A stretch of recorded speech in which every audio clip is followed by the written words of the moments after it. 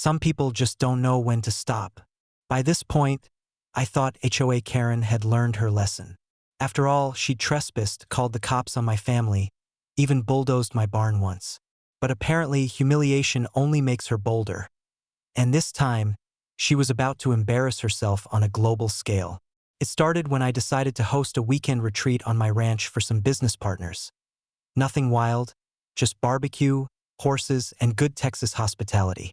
A few of the guests happened to be foreign ambassadors from countries I'd worked with through agricultural trade programs. Nice folks, friendly, polite, the kind of people who actually read the invitation before showing up.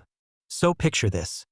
12 luxury SUVs pull up my gravel drive, each with flags on the front and diplomatic plates that practically scream, important people inside. I had the place spotless. Tables set, steaks marinating, music low. Everything was perfect, except for one small problem. Karen. She'd been watching the whole thing from her upstairs window with binoculars, her expression frozen somewhere between suspicion and indigestion. By the time the third SUV rolled in, she was already on the phone. Hello? 911? Yes, there's a suspicious gathering at the old ranch again.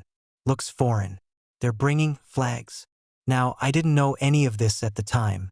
I was out greeting my guests, shaking hands, giving tours, explaining the heritage of the ranch. The ambassadors were delighted. One of them even brought a bottle of rare wine as a gift. Then we heard sirens. At first, I thought maybe someone had gotten lost on the highway.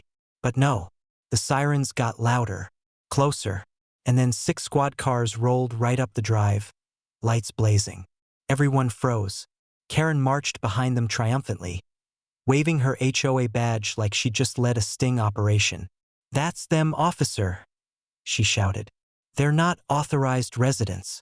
They could be spies. I swear." The silence that followed could have peeled paint off a wall. The sheriff, good O.L. Collins again, stepped out of his cruiser, already looking exhausted. "Karen," he sighed. "What now?" She pointed dramatically at the guests. "They don't belong here. They've taken over community land for some kind of secret meeting. Look at those flags." I stepped forward, jaw tight. "Sheriff, these are diplomats from the Agriculture Trade Commission. You might want to check the plates before someone causes an international incident." The sheriff turned slowly, saw the official diplomatic plates, and froze. Then his eyes met the U.S.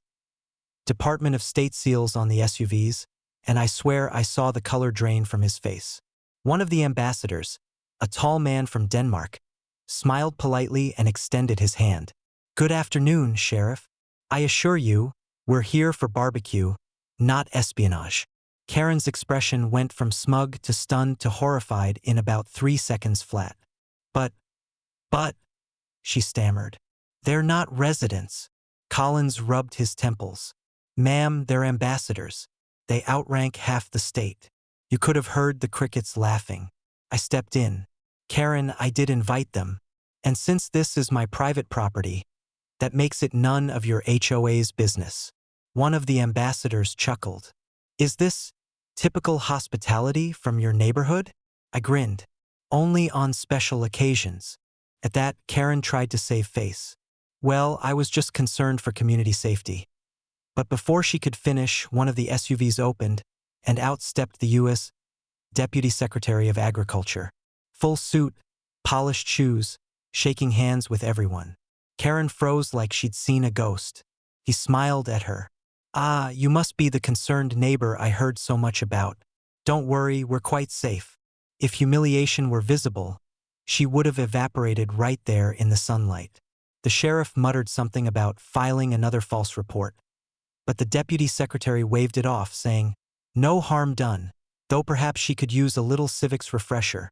Karen mumbled something about needing to check her sprinklers and backed away so fast she nearly tripped over her own heels. The rest of the day went perfectly. The ambassadors loved the food, the view, and the horses. One even called it the most authentic American experience imaginable. By the end of the night, we were laughing under the string lights while Karen's house sat dark and quiet across the fence line. The next week, the story somehow reached local news. HOA woman calls 911 on foreign diplomats at Texas ranch. It went viral. Memes everywhere. My favorite one? A photo of Karen with binoculars and the caption, Operation Neighborhood Spy, Mission Failed. The HOA board held an emergency meeting after that, claiming she acted independently and without authorization. She resigned 2 days later. Now, whenever I host guests, I leave a little sign at the gate. Welcome, friends, all nations, no HOA. And sometimes, when the wind's quiet, I like to imagine Karen still peeking through her blinds, trying to figure out how her little power trip became an international comedy of errors.